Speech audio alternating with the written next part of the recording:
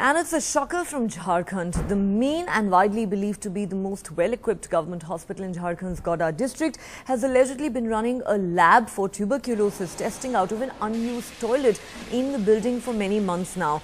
Godda's Sadar Hospital is about the only hospital in the district with so-called advanced facilities.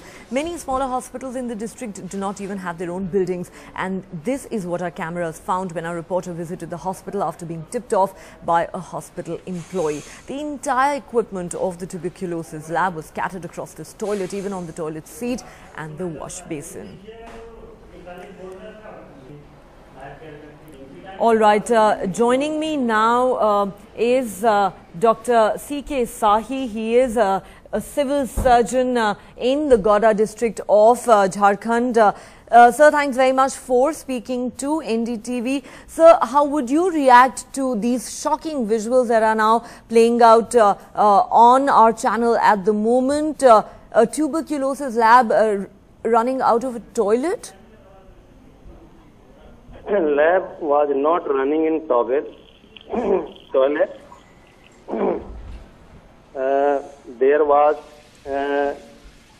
some old slide of TB was stored, and the building of Sadar Hospital was under construction, and old TB hospital has been demolished, and all thing was in shifting mode, and lab was running in another room, and that has been all been cleared. But sir, if I may come in here, we have pictures where we can see equipment actually scattered across this toilet, sir. So can you really deny that this is the case? We have pictures of all this equipment spread in the toilet. No, all things were in shifting mode. So things were kept here and there. नहीं sir, लेकिन हम आपसे सिर्फ इतना जानना चाह रहे हैं कि जब आप इन तस्वीरों को देखते हैं तो काफी हद तक ये साफ हो जाता है कि ये जो सारा का सारा इक्विपमेंट है जो कि एक टीबी लैब का है वो बिखरा पड़ा है एक टॉयलेट के अंदर, वो साफ इन तस्वीरों में नजर आ रहा है। तो क्या ये सच नहीं है कि इस अस्पताल में, जो कि सबसे बढ़िया अस्पताल माना जाता है गौड़ा डिस्ट्रिक्ट का, यहाँ पर टीबी लैब दरअसल एक टॉयलेट से ऑपरेट कर रहा है? ना, वहाँ ऑपरेट नहीं कर रहा था, सब सामान सब जो है इधर उधर शिफ्ट कर रहा था, जिसमें जो है ये लोग जो है जो पुराना स्लाइड था वो सब जो है उसमें जो है जाके डंप करते हैं। लेकिन सर, क्या ये बहुत शॉकिंग बात नहीं है? नहीं कर रहा है, आप कह रहे हैं ऑपरेट नहीं कर रहा है, लेकिन सर क्या ये अपने आप में शॉकिंग नहीं है कि इस तरह का सेंसिटिव इक्विपमेंट इस तरह से टॉयलेट में पड़ा हुआ है? क्या ये अपने आप में शॉकिंग नहीं है?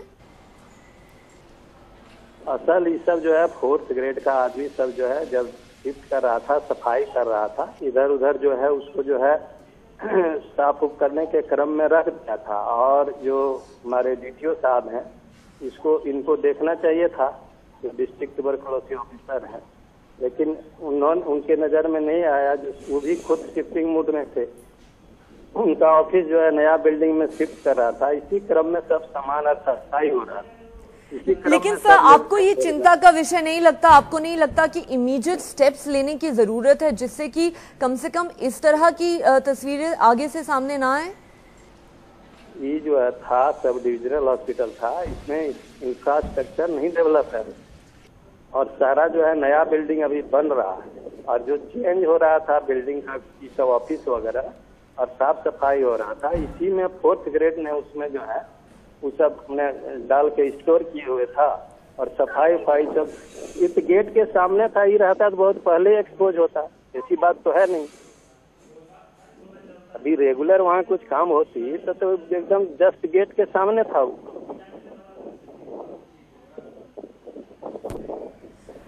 All right, sir. Thank you very much for speaking to NDTV. We're also now joined on the phone line by BJP MP Nishikant Dubey. Sir, हम ये जो तस्वीरें दिखा रहे हैं अपने चैनल पे इस वक्त, इससे ये साफ दिख रहा है कि एक ट्यूबरक्यूलोसिस लेबोरेटरी का जो इक्विपमेंट है वो एक टॉयलेट में बिखरा पड़ा है इस सदर हॉस्पिटल में, जो कि गौड़ा डिस्ट्रिक्ट ऑफ झारखंड में आता है। और ये बेस्ट अस्पताल सब माना जाता है आपकी कंस्टिट्यूएंसी का, और यहाँ पे इस तरह से टॉयलेट में सामान बिखरा पड़ा है। आप किस तरह से रिएक्ट करेंगे इस बात को लेकर? ये किसने कहा मैडम कि ये वेस्ट हॉस्पिटल है? ये सबसे घटिया हॉस्पिटल है और जो झारखंड की स्थिति है ये बयान करती है। आपको जानकारी दे दूं कि यहाँ डिलीवरी की भी सिचुएशन ऐसी है, यदि डिलीवरी होने के लिए किसी महिला को जाना होगा तो उसको भागलपुर जाना होगा। यहाँ ऑक्सीजन हॉस्पिटल में आपको नहीं दिखाई देगा। और पार्लियामेंट में मैं एक बार नहीं, पिछले 6 साल से लगातार कम से कम 20 बार इन चीजों को बोल चुका हूँ। गोड्डा एक ऐसा जगह है जहाँ की ब्लड बैंक नहीं है। गोड्डा एक ऐसी जगह है जहाँ डॉक्टर्स नहीं है। और जो बातें सिविल सर्जन कर रहे थे उसमें थोड़ी वास्तविकता ये है, ये जो हॉस्पिटल अभी बन रहा है इसका 6 बार शिलान्यास हो चुका है। शिलान्यास और उद्घाटन की जो राजनीति है झारखंड में, उसकी ये सबसे बड़ी बानगी है। और ये बिल्डिंग जिसको कि 1 साल पहले कंप्लीट हो जाना चाहिए था, ये बिल्डिंग नहीं बन पा रही है। तो पूरे के पूरे संथाल पड़ना में सबसे यदि घटिया कहीं सिचुएशन है तो वो गोड्डा की है। और उससे गोड्डा का सदर अस्पताल जो है वो अछूता नहीं है। माल न्यूट्रिशन के शिकार यहाँ 70% बच्चे हैं। दुबे जी, आप यहाँ 75% हैं। और कोई भी हो, मतलब मैं आपको एक जनप्रतिनिधि होने के नाते मैं कह रहा हूँ कि मुझे हमेशा इस चीज का शर्म होता है कि मैं गोड्डा का सांसद हूँ। और दुबे जी, आप कह रहे हैं कि आपको कई बार शर्म आती है ये सोच के कि आप वहां के सांसद हैं क्योंकि वहां पे इतने बुरे हालात हैं। लेकिन अब जब ये चीज सामने आई है खासतौर पे इस अस्पताल को लेकर, तो अब आप इस मुद्दे के बारे में क्या कुछ करेंगे? मैंने तो आपको कहा कि मेरा एक सांसद होने के नाते आपका क्या राइट है। सांसद होने के नाते राइट है, आप लिखिएगा। सांसद होने के नाते राइट है कि आप अपनी बात, मैं सांसद यदि हूँ तो लोकसभा के फोरम पर इस बात को उठाइएगा, प्रदेश के मंत्री और मुख्यमंत्री से आप बात करिएगा। इसके अलावा आपका क्या अधिकार है?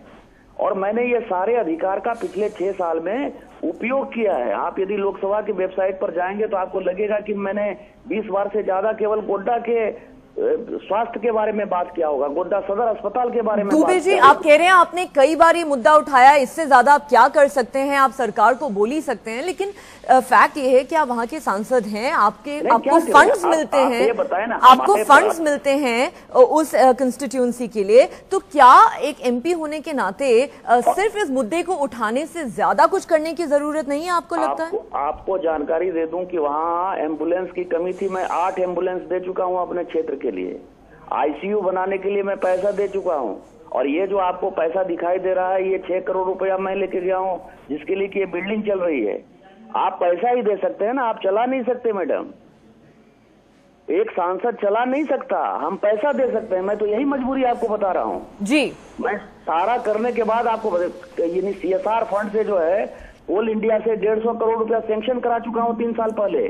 राज्य सरकार ने जमीन नहीं दिया है। एक 300 बेड का हॉस्पिटल महागामा में बनना है जी। आप यदि मुझे कहेंगे तो सांसद होने के नाते मुझे क्या काम करना है, मैं उससे ज्यादा कर चुका हूँ जी। लेकिन वहाँ के लोगों को करना है। हॉस्पिटल में मैं डॉक्टर नहीं दे सकता हूँ। हॉस्पिटल में नर्स, कंपाउंडर, व्यवस्था, कहाँ कौन आदमी बैठेगा, ये मैं तय नहीं कर सकता।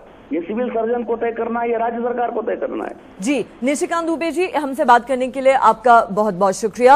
I am also now joined on the phone line by my colleague Alok Pandey for more on that story. Alok, you heard the MP there pleading utter helplessness, saying that as an MP all he can do is raise this issue, which is something he has done repeatedly in the past, but in vain. But fact of the matter is these are very, very shocking pictures. Have we got any reaction yet from the government of Jharkhand?